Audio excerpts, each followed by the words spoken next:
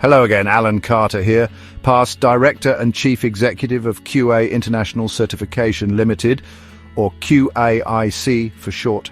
Welcome to Part 3, and what is the final chapter of this three-part video series on the history of QA International Certification Limited from 1991 until its takeover in August 2021. I hope you enjoyed the previous presentation in Part 2 of this three-video collection, which covered the growth, consolidation and second decade of QAIC. We will now take listeners on a final journey, covering the third decade of QAIC and its concerted efforts to deal with emerging threats while maintaining global operations. I will now hand over to our presenter to carry the QAIC journey forward.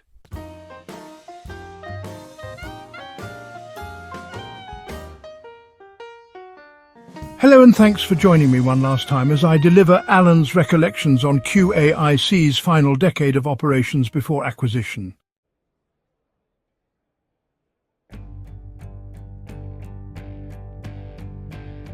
The Christmas and New Year period of 2013 into 2014 became a time of unexpected loss and transition for QA International Certification Limited, or QAIC. What began as a routine year-end closure for rest and recuperation turned into one of the most challenging periods in the company's history. On December 28, 2013, QAIC lost David George, its certification manager, whose contributions were a critical element of the company's operational activities. David had been a steady presence since the mid-2000s, developing into a role of ensuring the smooth handling of certification processes to meet compliance standards. His loss left a gap in QAIC's technical team that was difficult to fill at short notice. Barely a week later, on January 2, 2014, QAIC suffered an even more senior loss with the passing of co-founder and director Alf Duffield. Alf had been a key figure in the company's journey as both a founding partner alongside Alan, as well as offering financial expertise and a steady hand during its formative years.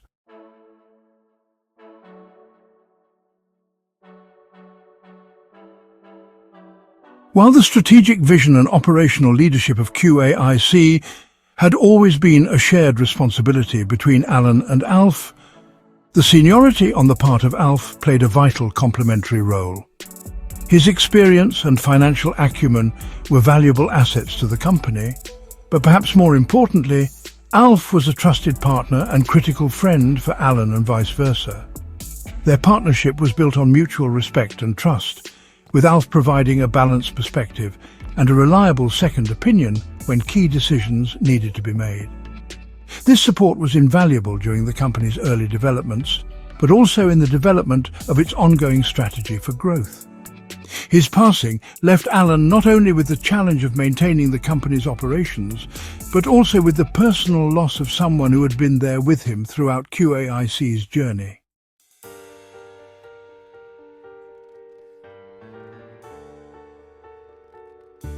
In the wake of Alf's passing, QAIC's board of independent governors, and under advisement of Alan and Alf in prior preparation, acted swiftly to preserve stability and continuity. Alf's wife, Anne Duffield, was appointed as a director to ensure the Duffield family's continued representation in the company. Anne's background in managing small to medium-sized organizations also brought additional strength to QAIC during this period. Recognizing Anne's organizational capabilities, the board also voted Anne as non-voting chair of the governing board, a role that allowed her to oversee the processes of the board and raise critical questions on QAIC's strategic direction as a technical layperson, without breaching the independence and impartiality of the board. Alan, meanwhile, was voted as shareholders' representative on the board, enabling him to focus on risk management, maintain operational leadership, report on key performance indicators, and maintain continuity in QAIC's strategic goals.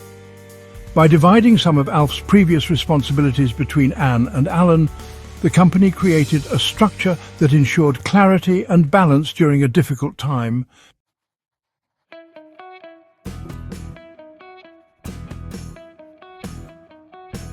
The loss of two key individuals in such a short space of time could have destabilized QAIC. But the company's foundation, established through years of careful planning and leadership, allowed it to adapt and move forward. Alan's deep understanding of QAIC's operations and his constant commitment to its success ensured that the company continued to meet its objectives. Anne's foresights as governing board chair provided additional stability, ensuring that QAIC's decisions were guided by thoughtful oversight and a long-term perspective. Together, Alan and Anne worked to maintain QAIC's momentum, while honouring the contributions of the director, not forgetting a husband and father, as well as the vital staff member they had lost.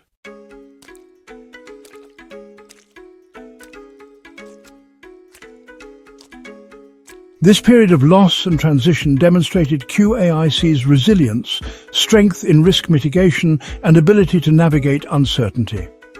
The company emerged from this challenging time with its values intact, its leadership structure strengthened, and its commitment to its mission unwavering. The loss of Alf had left a lasting impact, but his contributions continued to resonate as QAIC moved forward into its next chapter.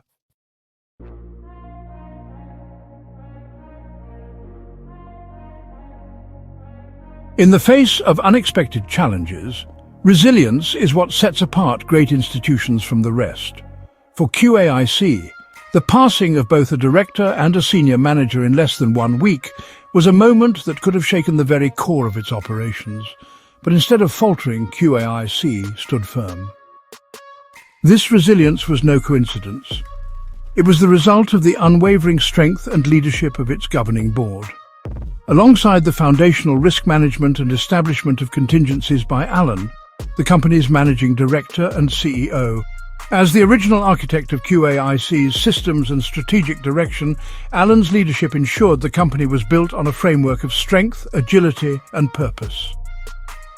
With his steady hand at the helm, and now accompanied by Anne, even in the midst of loss, the organization maintained its focus and momentum. The governing board's response during this period showcased their dedication, not just to the organization and its directors, but to the mission and values that QAIC has upheld for decades. This moment of tough love and unity is no accident. It reflects decades of work by a governing board that has been the backbone of QAIC for over 30 years. From its inception, QAIC's governing board has continually adapted to challenges, demonstrated visionary leadership, and worked tirelessly to strengthen the company's foundation. Let's take a closer look at the journey of QAIC's governing board, how it was formed, how it evolved, and how it has played an instrumental role in shaping the success and resilience of QAIC across the decades. The early governing board in the days of NACCB comprised 3 independent members, namely Chris Summers, CEO and Technical Representative of Foster Wheeler OIS, David Dodds, an Academia and Technical Representative placed by the University of Teesside, and Alan Mottram, a Legal Representative and Solicitor placed by Punch Robson Law Firm. By the time NACCB transitioned to UCAS, QAIC had evolved with a strong board of many honoured representatives, comprising a wide variety of interests that reflected the broad range of QAIC's accredited scopes. Only one surviving board member had provided oversight across all 3 decades from QAIC's inception, and a special mention should go out to Alan Mottram in this respect. As an obituary for board members that have passed whilst in service to QAIC, our sincerest thanks and respects go to Chris Summers, David Dodds and William Bill Cooney, OBE, past Chief Fire Officer of Cleveland. At the point of merging with Amtivo Group, the board was retained for continuity and handover purposes, some of whom were mentioned in Part 2 of the presentation. It comprised members from accredited certification, BRC training providers, health and safety, food packaging and food sciences.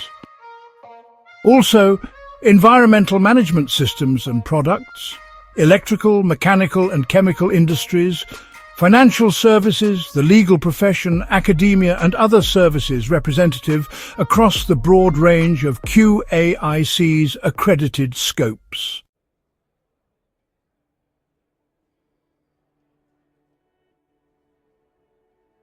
Despite the losses of one of its key figures in Alf and one of its most senior managers, QAIC continued to advance its development objectives. Alan's design of the company and its infrastructure provided for maintenance of its leadership. A leadership that ensured business continuity was well covered, allowing the company to maintain its operational momentum.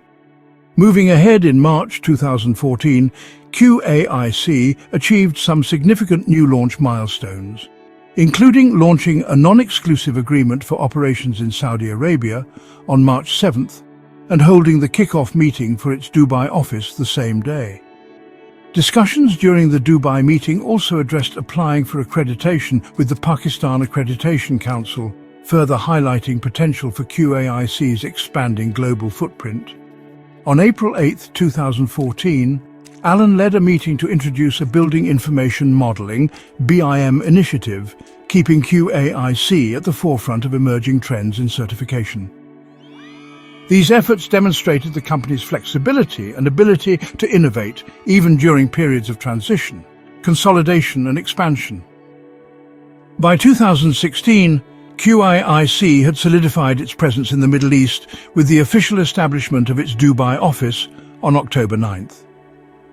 Alan and Anne also worked diligently to align its scopes of accreditation with UCAS, with the intention of facilitating a smoother transition to the Dubai Accreditation Council, now Emirates International Accreditation Centre.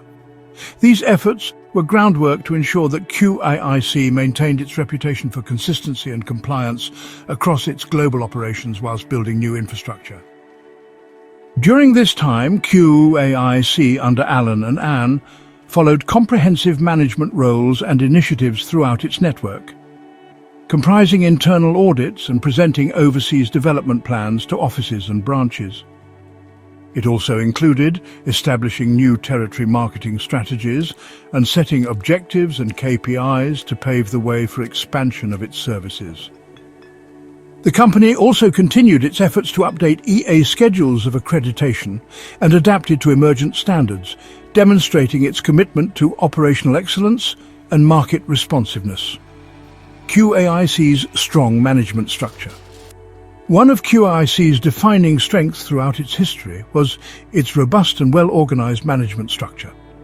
The company's leadership ensured that both day-to-day operations and the specialized demands of a compliance certification body were handled efficiently and effectively.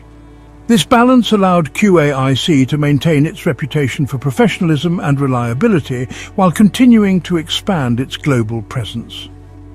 General management responsibilities included overseeing staff holidays, conducting regular appraisals, and managing internal systems such as health and safety, fire safety protocols, and compliance with regulations like COSH and RIDDOR. Beyond this, the company actively reviewed insurance policies, including professional indemnity coverage, and maintained clear documentation for legal and accreditation purposes, such as notarizations and visa confirmations for international staff and clients.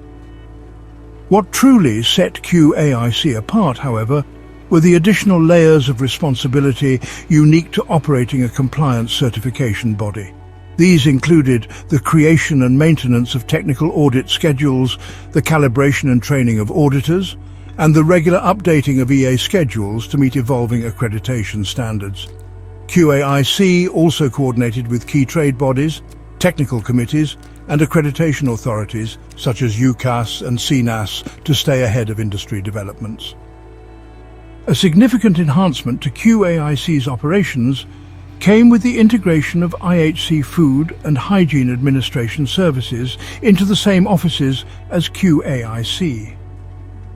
This strategic move harmonized the flow of information and streamlined processing within QAIC's specialist BRC Global Standards Division, particularly for its packaging and related ISO certification operations. The integration allowed QAIC to better manage complex client requirements while ensuring consistency in service delivery. This harmonization, combined with QAIC's well-structured management framework, leveraged a staff of 20 skilled professionals to bolster the company's international deployment of services. From managing customer complaints to liaising with overseas offices, the management team ensured that QAIC operated efficiently at all levels.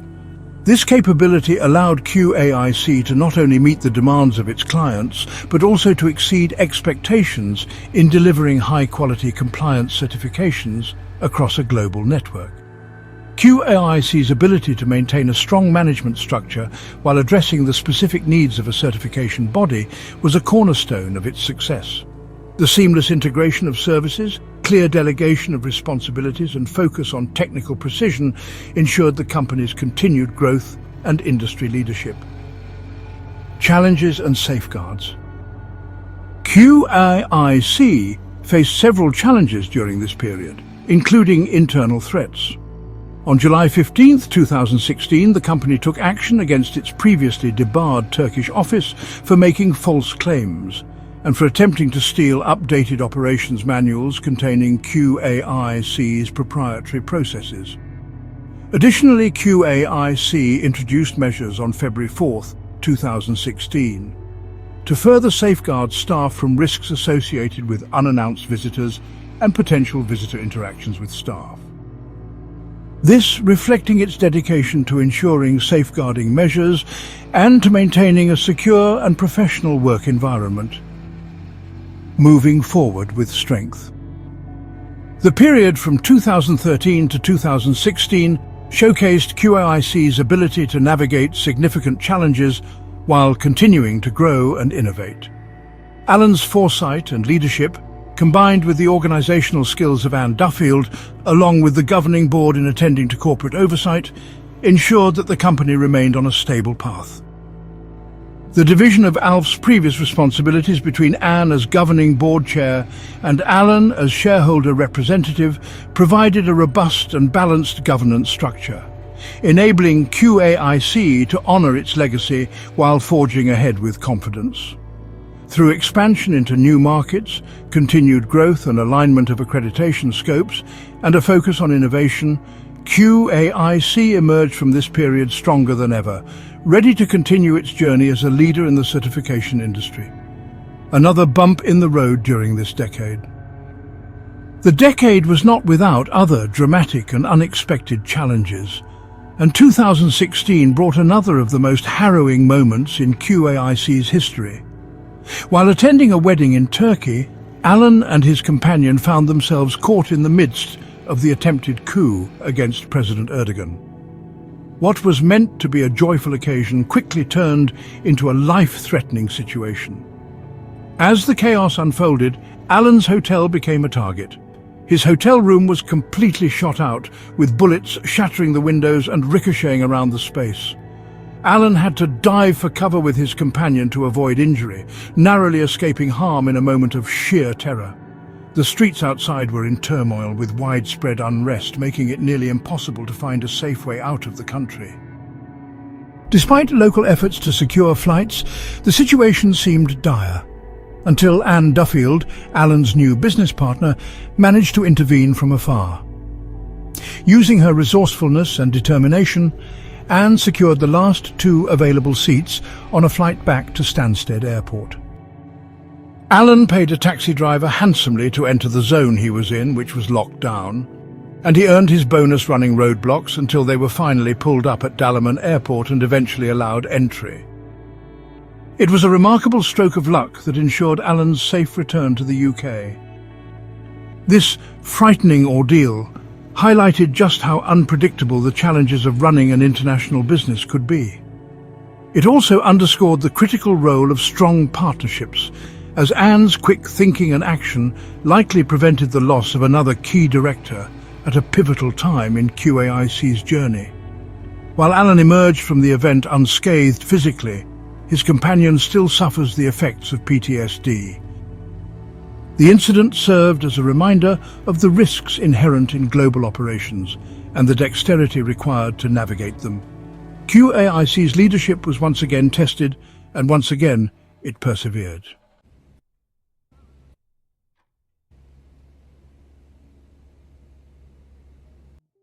The period from 2017 to 2021 marked a significant turning point for QA International Certification Limited, QAIC, as it embarked on a comprehensive growth and restructure plan. This phase was characterized by a strategic rebranding initiative, the introduction of new divisions, and evolving discussions around private equity, PE, funding. Although not planned at the time, these developments were to eventually lay the foundation for the company's transition to new ownership, thereby ensuring its growth objectives could be realized, whilst at the same time providing an exit for its shareholders. Growth and restructure plans. In 2017, QAIC's directors initiated an ambitious action plan to rebrand and restructure the company's operations. The plan included reorganizing its licensed branches into regional entities or hubs, comprising QAIC Europe, QAIC Americas, QAIC Africa, QAIC Middle East, and QAIC Asia. This new structure aimed to support the next phase of growth through leveraging a combination of shareholder funding, loan funding, and private equity investment, in order to expand the business through the regional hubs, allowing for local management of accreditation. To this end, QAIC presented its rebranded structure as a world map, illustrating the regional hubs as a visual mission statement and corporate vision. Alan forecast a 5-year growth plan to represent a need for further capitalisation at around £5 million, requiring an initial tranche of around £2 million to see the plan launched. A key to the plan was to enable existing licensee buy-in and expand the business out of the regional hubs. Alan was also considering returning to the notion of AIM flotation for QAIC Americas. When investigating funding options, however, initial advice was that whilst the company had a more than proven track record, the current owners of the company were now approaching senior years. Loan and funding providers considered this a potential risk if the directors could not contribute significant capital of their own, even with key man insurance. The question of not being able to raise enough capital was being wrestled with by Alan and Anne. Alan knew the company had reached or was approaching a growth plateau, and that starvation of funding would not raise QAIC above the potential plateau it could eventually reach if accreditations and territorial gains were not leveraged. It is interesting to note that Alan was discussing approaches for funding right up to the point of talks commencing with Amtivo Group. At this point, any further rights of directors to discuss the acquisition were subject to a non-disclosure agreement, or NDA. The directors were also restrained from committing the company to any further commercial obligations with outside sources. Of historical significance, and as a footnote, in recognizing the need to address gaps in compliance infrastructure in emerging markets, QAIC also launched a training division in 2017. This division was created to become a cornerstone for the company's expansion in regions such as Asia and Africa, where it should provide much-needed compliance training and capacity building.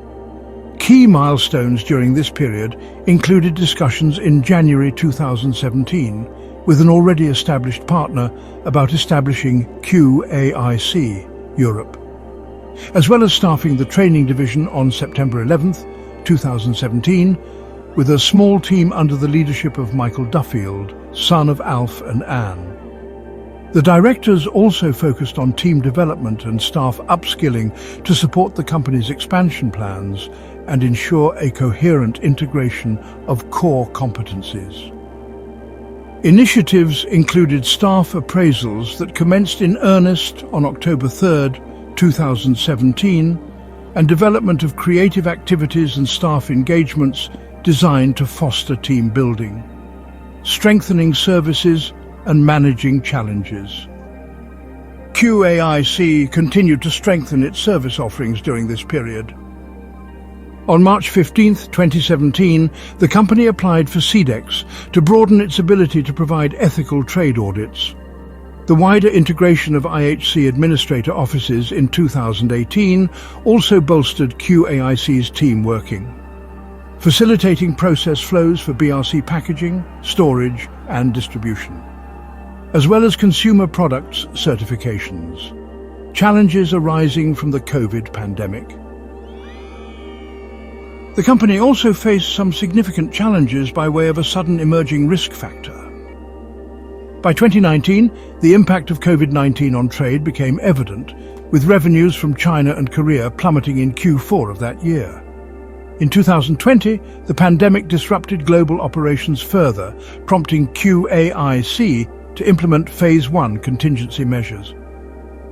Alan and Anne immediately implemented expenditure reductions to help underpin the company's stability, at the same time preparing forecasts and scenario planning models to reduce costs further if the downturn persisted. On a positive note, the UK government's furlough scheme provided some timely relief, and QAIC further reinforced its operational measures by securing global agreements for remote audits through UCAS, CNAS and the IAF, thus reducing the impact of compliance sector revenue stress. Early 2021, revenues in the Asia market recovered, and QAIC emerged stronger, leveraging its adaptability to navigate the challenges posed by the pandemic. Transition to private equity ownership. As QAIC's growth and resilience became evident, discussions on private equity involvement progressed. The directors recognized that a PE-backed purchase would not only provide an exit for QAIC's shareholders, but also ensure the company's future growth and potential restructuring plans were fully realized. In 2021, QAIC entered into exploratory discussions and then detailed financial and legal due diligence, FDD and LDD processes with prospective buyers. The M&A process and legal and financial due diligence. The process of preparing QAIC for its merger and acquisition, M&A, with Amtivo Group was both rigorous and transformative. Like any significant business transaction, it required meticulous attention to detail and a thorough examination of the company's operations, finances, and legal framework to ensure transparency and compliance. Legal due diligence involved a comprehensive review of QAIC's legal obligations and relationships. This process included an in-depth examination of contracts, licensing agreements, employee arrangements, intellectual property and governance structures. The goal was to provide the potential purchaser with a complete understanding of QAIC's legal standing and any potential risks. It also required assurances that QAIC's systems, accreditations and documentation were fully compliant with regulatory and accreditation body requirements, such as and including those of UCAS and CNAS. Financial due diligence was equally exhaustive, focusing on QAIC's financial health, performance and future prospects. This process involved the detailed analysis of financial statements, cash flow, tax compliance and liabilities. Additionally, QAIC's revenue streams, such as those from its certification activities, training division and regional offices, were scrutinized to ensure they were accurately represented and sustainable, a process made more complicated through its overseas operating entities. One of the more challenging aspects of the process was maintaining the confidentiality of the negotiations while running an international business. Alan and Anne worked tirelessly to ensure the due diligence process did not disrupt day-to-day operations or affect the morale of staff. They also had to provide a range of assurances to potential buyers, including the stability of QAIC's existing client base and the strength of its relationships with key auditors and governing board members, as well as retention of Alan and Anne's sons, Stephen Carter and Michael Duffield, to ensure business continuity. The M&A process also required significant effort in streamlining and presenting QAIC's governance and operational systems. This included ensuring that the company's regional centres were effectively managed and aligned with corporate standards. Furthermore, key documentation, including technical schedules, accreditation records and procedure manuals, had to be collated and made accessible to meet the buyer's expectations. For Alan and Anne, the M&A process was more than just a financial transaction, it was a deeply personal experience. As founders and then long-term stewards of QAIC, They had to reconcile the emotional aspect of transitioning the business they had built over decades while ensuring its future success and continuity of staff rights and privileges under new ownership. Ultimately, the rigorous due diligence process was a necessary step in ensuring a smooth transition. It demonstrated QAIC's commitment to integrity, transparency, and operational excellence, paving the way for the company's acquisition by new owners. On August 31, 2021, Alan Carter and Ann Duffield, in front of their respective legal and financial representatives, signed over QAIC to Amtivo Group Limited. The final chapter for themselves as outgoing directors and the start of a new chapter for the company. Amtivo's acquisition reflected the culmination of decades of growth, innovation, and leadership, ensuring QAIC was positioned for continued success under its new ownership. Alan and Anne continued to contribute during the transition period, remaining in retained employment with Amtivo Group Limited until February 2022. At the end of February 22, both officially exited their roles, bringing their direct involvement with QAIC and their era with the company to a close. A legacy of leadership and resilience. The period from 2013 to 2021 showcased QAIC's ability to adapt, grow, and navigate challenges, while positioning itself for long-term success. The company's strategic restructuring, the creation and launch of its initiatives, as well as the resilience efforts applied during the COVID-19 pandemic, demonstrated the strength of its management and operational foundations. The transition to Amtivo Group Limited signified the culmination of Alan Carter and Ann Duffield's stewardship, leaving QAIC well prepared for its next chapter of growth.